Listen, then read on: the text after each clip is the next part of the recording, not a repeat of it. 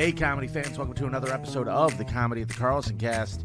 I'm your host. My name is Vinny, and joining me today in studio, it's Kyle Kinane. Today's episode is brought to you by Comedy the Carlson, the only place you'll be able to see Kyle Kinane this weekend for 4 more shows. Tickets are on sale now at carlsoncomedy.com. Let's kick it over to the studio and chat with Kyle.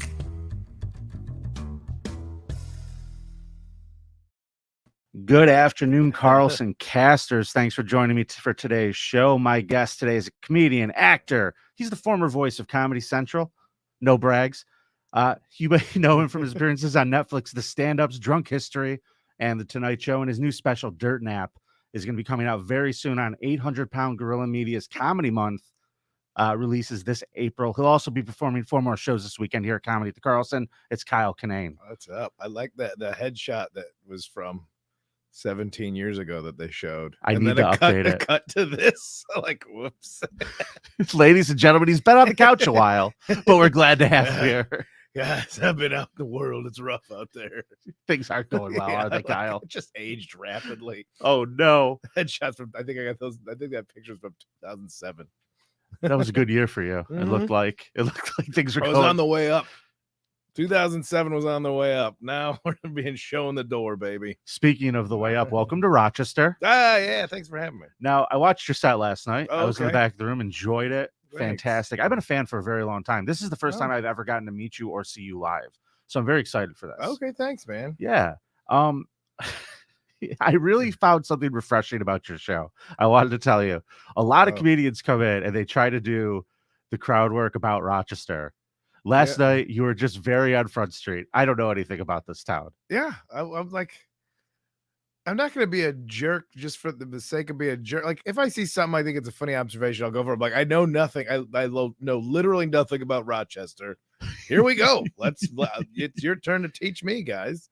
I feel like what we're going to end up doing today is giving you a primer on the history of Rochester. We're going to start with the founding Nathaniel Rochester, and we'll work our way through Susan B. Anthony, Frederick Douglass, Nathaniels through are Kodak. Always founders. Founders are always named Nathaniel. Yeah. It was like a popular name back then, so I think like nowadays, if everything was discovered now, it would all be discovered by people named Josh. It'd be a lot of Joshes. I like to think there's only a few Nathaniels, but like, well, my destiny has been determined.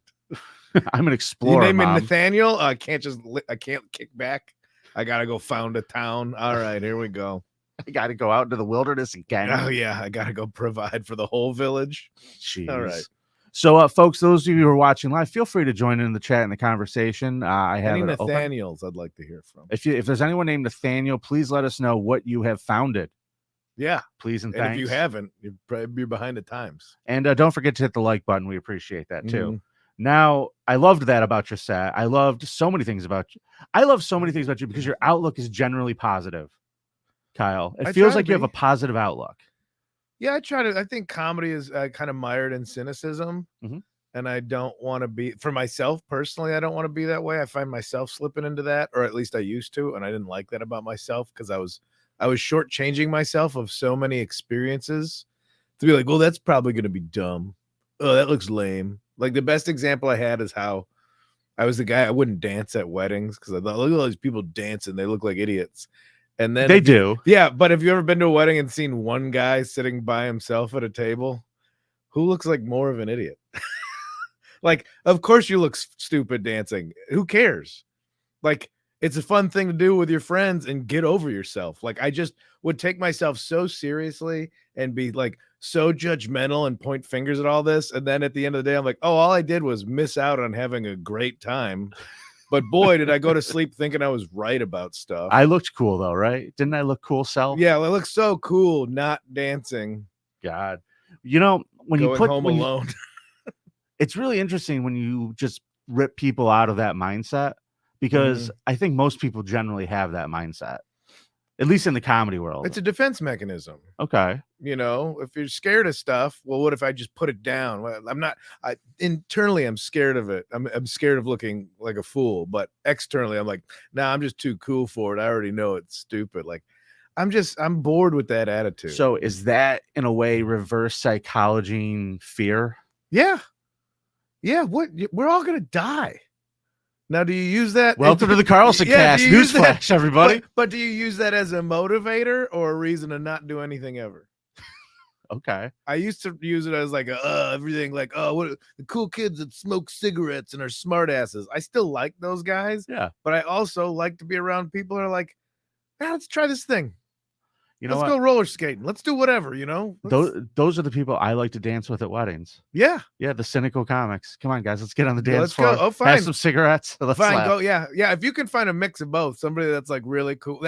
That's the thing. If you see a guy that you already think is cool and cynical, but he's like, oh, I like this song, and then he starts to dance, and you're like, wait, what? It's okay to dance? That's right. That's what was crazy about the 80s movies. Kevin Bacon was like the coolest dude, and he loved dancing. He fought a whole town just so he could dance. 70s, that was Travolta. It was Travolta. Yeah. Now we don't dance anymore. Ain't nobody dancing. Well, there are people dancing. I just ignore them. Yeah, but they're like break dancing. They're really good at it. Now, I'm not going to go break dancing as well. I'm tell you that. Well, I'm a little too old for break dancing. Even See, if I try to you're dance, selling- I'm breaking Now some you're stuff. selling yourself. short. Wait, don't you do a whole podcast about this with Shane Torres? This kind of like Oh outlook yeah, on no life? accounting for taste. Yeah, well, that's what it started from. Is that how many podcasts are about comedians knowing everything and just taking the most, I don't know. I think cynicism's the path of least resistance. If you don't understand it, it's easy to make fun of it. And we're like, well, what if we don't understand something? Instead of making fun of it, let's try and, or something that everybody makes fun of or hates, let's try and like find the good about it. Okay. It's much more difficult comedically. It's a challenge. It certainly is. Yeah, it's easy to shit all over something as a comedian.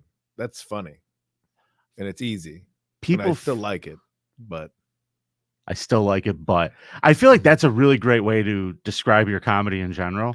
I'm going to try to take the lighter side, but don't get me wrong. There's still shitty stuff happening here. Well, instead of looking at a situation and being like, well, this is why it sucks, it's because I'm right. I'm like, well, wait, maybe it sucks. Either maybe there's a chance that I don't understand it, and that's why I think it sucks.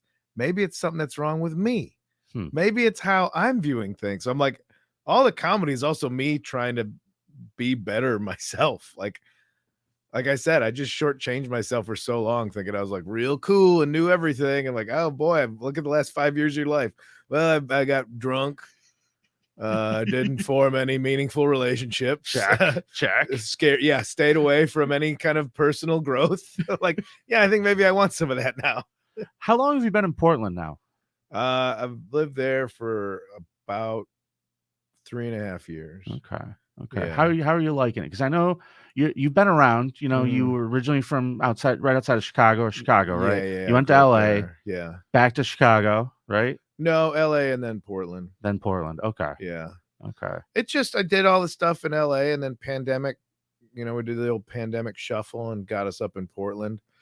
And I've been there a bunch and I like it. And I like whatever people, and this thing. So somebody will always have some comment about like Portland being a shithole or something because you decided to believe the news or last thing. It's funny. It's always fake news until it's the news you want to believe. So right. Like, all the nasty stuff about Portland's like, well, I live there. I think it's every city's has the same problems Portland has. It's just a good punching bag for people. But LA also is a punching bag, and but everywhere is a punching bag to somebody, except to you, because Rochester was not a punching bag. I take this for good or bad. I don't know anything about this city. Okay. And so that could be good that there's been nothing of note that's happened so tragically that it's made it onto my radar, or bad. There's been nothing of note that's been so prevalently successful. So it's made it onto my radar. All of you folks in Rochester that are watching this right now, what we just learned is Kyle doesn't watch the news. Oh yeah. Let's hit the chat. Comments. I'm like, oh, wait a minute. All right, let's hit them up. We got some comments today. This is a great one. Facebook user says Vinny has been banned from doing the truffle shuffle at a wedding once. Yeah, 7-Eleven hot dogs and Gatorade is my buddy Jeff Tate, who also lives in Portland, by the way. Okay. Manny Muskets. Manny's watching in Philadelphia, I believe. Manny Muskets? Yeah, he says, get Kyle to start a beef with Shane over stealing Sam talent from him. Anything you would like to say to Shane? No, I'm glad somebody else has to follow Sam talent on the road instead of me. That was Sam called me out for I'm like if I feel like if you're a headliner, you shouldn't be afraid of any feature. I do feel like I'm not competitive, but I do feel like that's like if the feature's better than you as a headliner by the end of the weekend, the feature should get the headliner's pay. I do think that's true. It's like that's a really cool version of like Comedy Gladiator. Yeah, I feel like that. And I would have, because I said something like that, and Sam Talent's like, all right, so have me open for you. I'm like, called me out. Let's go. He's open for me in the past. We're pals. Yeah. But there's shows where I'm like, what am I doing to myself? Yeah. Thank God Sam's big enough now that he doesn't need to open for anybody. You know, Sam is going to be coming through the club, I believe, in June, I want to say. I'm really looking forward to seeing tickets. It's going to be the best show you'll ever see. Love it. Love it. Now, Chairman Meow says drunk history was great. Oh. And it was great. It's great. It was a great show. I've always wondered, how much homework do they make you do before you film an episode of that show? I think they changed the approach halfway through. Okay. Because at first they're like, well, this is the topic you'll talk about, and then we'll just come over to your house, or they'd have a location, and they realize like, oh, we can't create a TV show based on somebody's drunken ramblings. We need to have structure. So the next time you could do a YouTube live stream with it. Yeah. Well, no, trust me. The way the fact that that's what you were allowed to see was wild, let alone stuff that got edited out. But then they were like, all right, here's an outline of what we're going to try and follow. Try and hit these bullet points when you're drunk, because we do have to try and figure out how to organize a whole TV shoot around you being wasted, because they would do that first. Obviously they do that part first, but then it's a full studio production afterwards.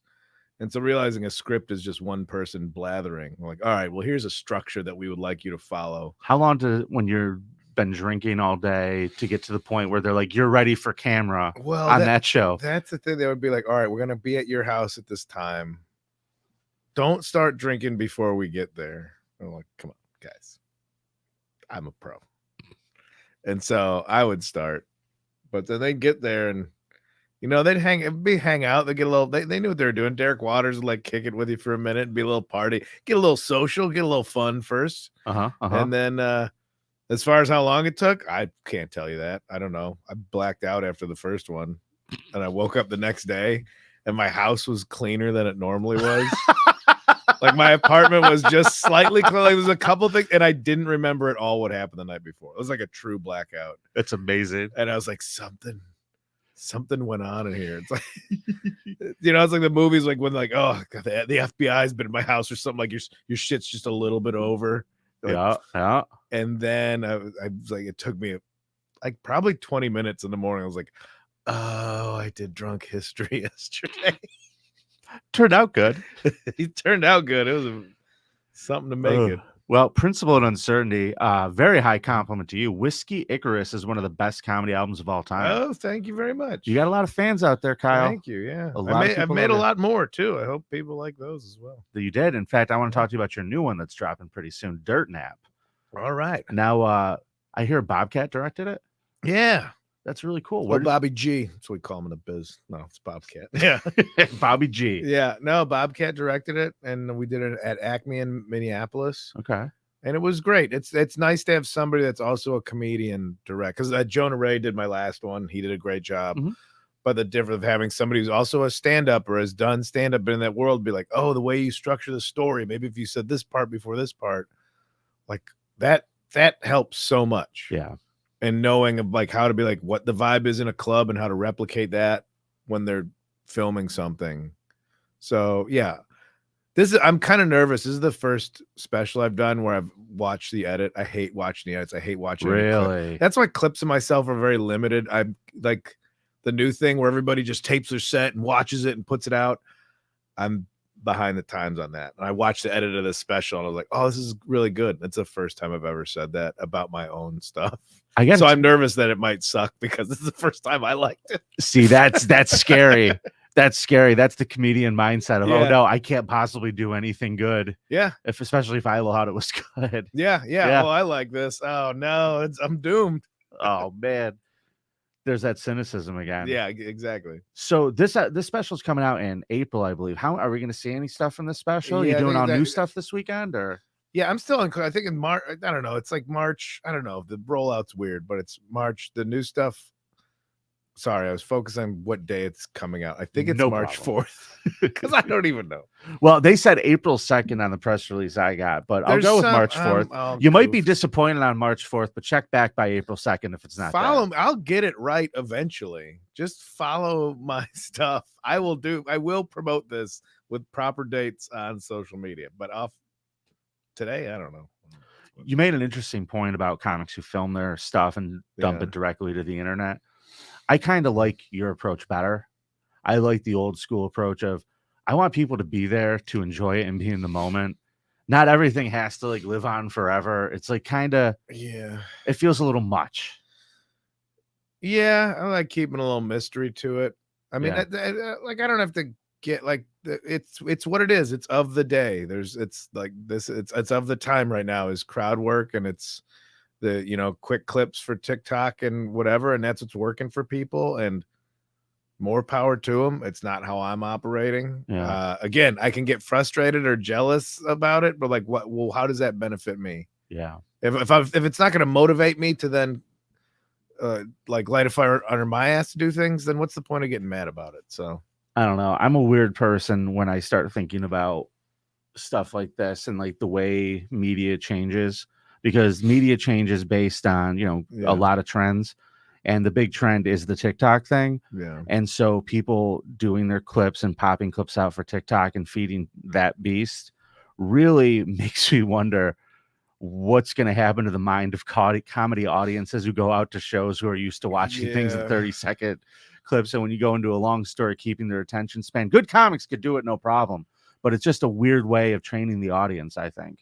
yeah. I think my concern is just how disposable it all seems now. Mhm. That there's nothing being said of like real value.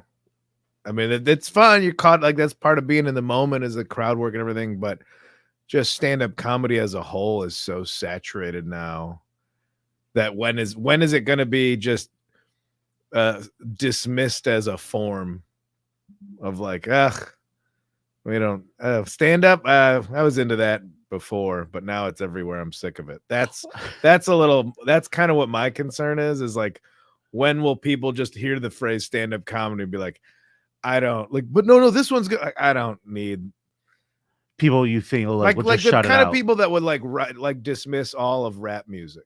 Gotcha. It's rap music. I don't like rap, but there's legitimately great phenomenal. music. Yeah, but I just I don't fuck around with that. So okay. Well, the difference, I think, and the only positive I could throw into there, because that is a depressing thought that possibly could be happening. Yeah.